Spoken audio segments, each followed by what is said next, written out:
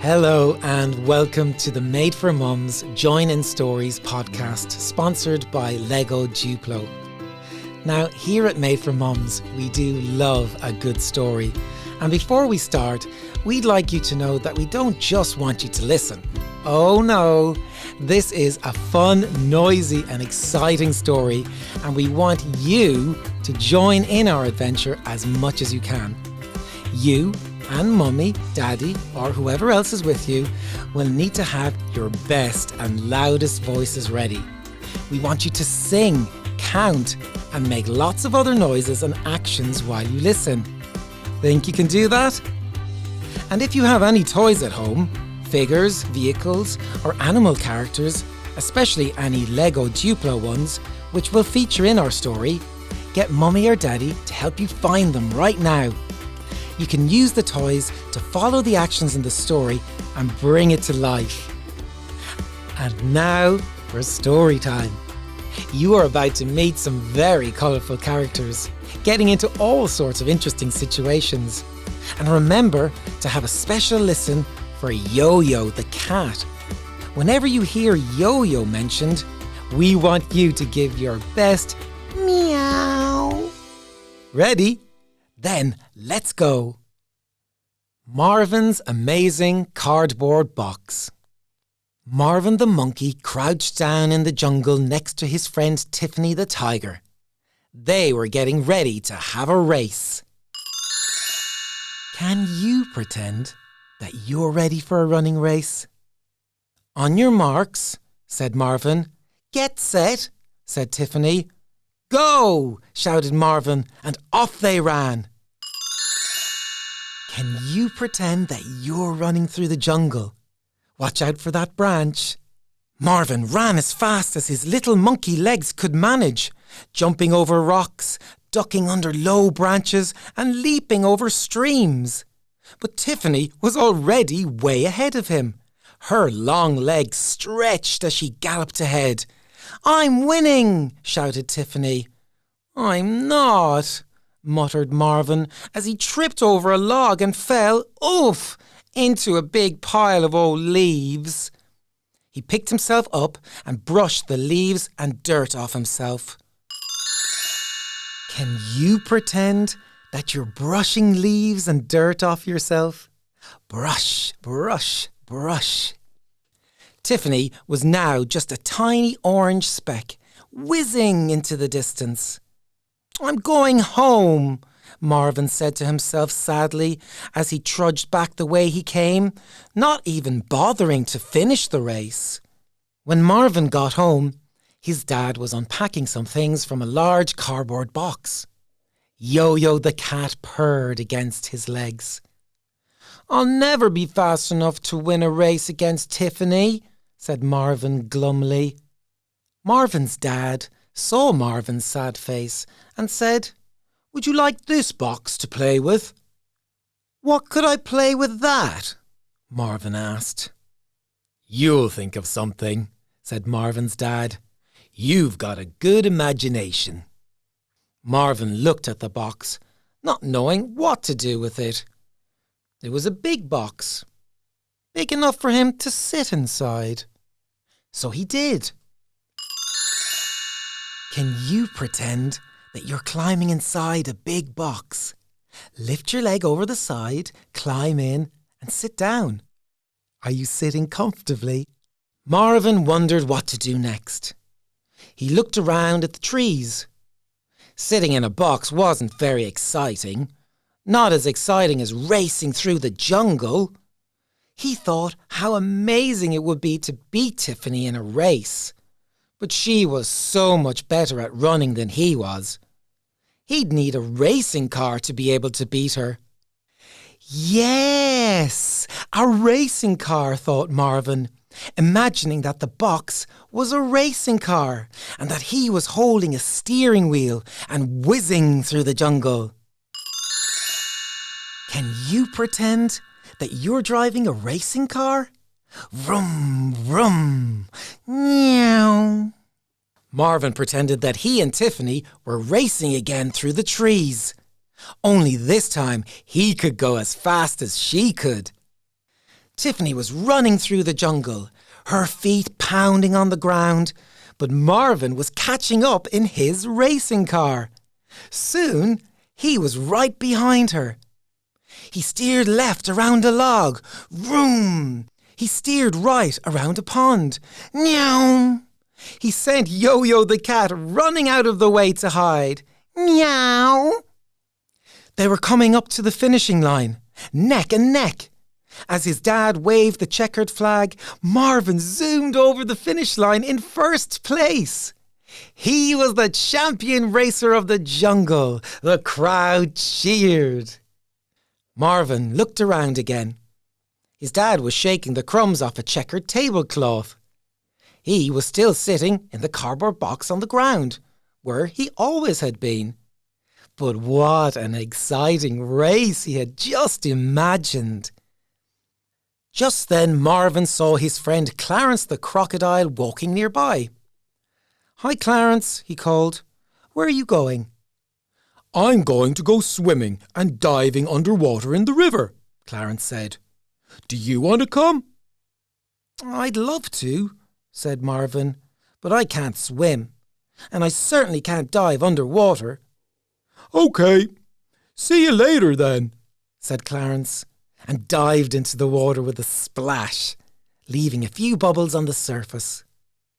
Marvin was a tiny bit sad. He'd love to swim and dive underwater like Clarence could, but he'd need a submarine to be able to do that. Yes, a submarine, thought Marvin, imagining that the box was a submarine and that he was looking out as it slipped slowly beneath the waves under the water, splashing gently as it did. Brightly coloured fish swam past outside. Can you pretend that you're in a submarine watching the fish swim past? Look at that bright yellow one, and that purple one. Marvin steered the submarine carefully down, past the beautiful fish, all different colours of the rainbow. He steered it down past frogs, and past an otter doing somersaults underwater, and past Clarence. Even Clarence couldn't swim as deep as the submarine could go. Marvin waved to his friend, then steered the submarine all the way to the riverbed. Down here, plants he had never seen before grew like trees he knew up above, and crabs scuttled sideways under stones. Marvin steered the submarine into an underwater cave, shining its powerful headlights to see what was inside. And there, at the very back, was an enormous treasure chest, full of gold and silver and jewels. What an amazing sight to see! Marvin looked around again. His dad was counting out loose coins from his pocket. Marvin was still sitting in the cardboard box on the ground, where he always had been. But what an exciting underwater journey he had just imagined. Just then, Marvin saw his friend Polly the parrot flying from branch to branch above the trees. "Hi, Polly," he called out. "Where are you going?" But Polly was too far away to hear. Marvin was a tiny bit sad. He'd love to swoop and soar above the trees like Polly could. But he'd need an airplane to be able to do that. Yes, an aeroplane, thought Marvin, imagining that the box was an aeroplane and that he was sitting on the runway preparing to take off. He pulled the joystick back and flew up, up and away. Can you pretend that you're flying an aeroplane, bumping along the runway, then lifting off up into the air? Meow. Marvin flew high above the trees. He'd never seen the jungle from up here before and looked down on all the places he knew. The river snaking through the trees, and his dad like a tiny ant hanging up the white bedsheets to dry. He was flying even higher than Polly, up into the fluffy white clouds, which were like cotton wool.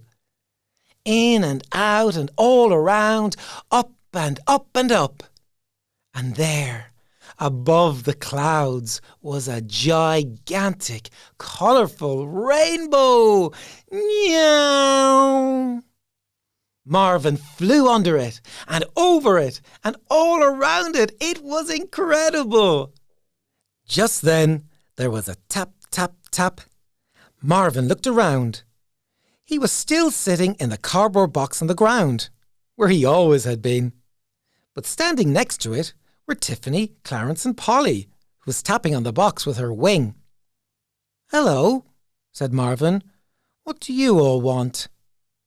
"We want to go inside the box, please," said Tiffany. "It looks amazing fun," said Clarence. "I want to go in the racing car to race through the jungle," said Polly. "And I want to go in the submarine to dive underwater," said Tiffany. "And I want to go in the airplane to fly high above the jungle. And then I want to go in the racing car," said Clarence. "Yes, then I want to go in the submarine," said Polly. "And then I want to go in the airplane," said Tiffany. Yo-Yo the cat meowed. Perhaps he wanted to go too. "But it isn't really any of those things," said Marvin. "It's just a cardboard box."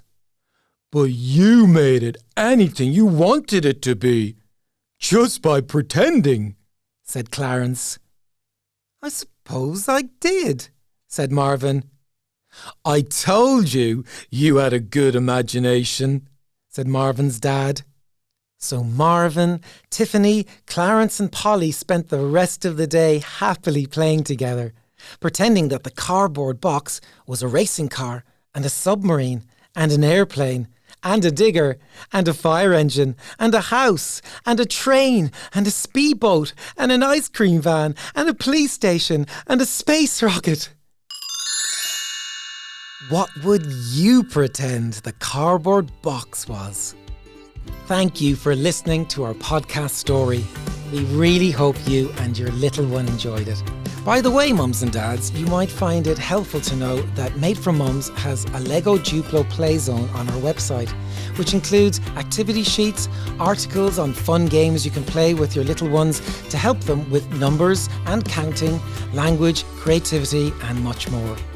Plus, you'll find our pick of the 10 best Lego Duplo sets to buy.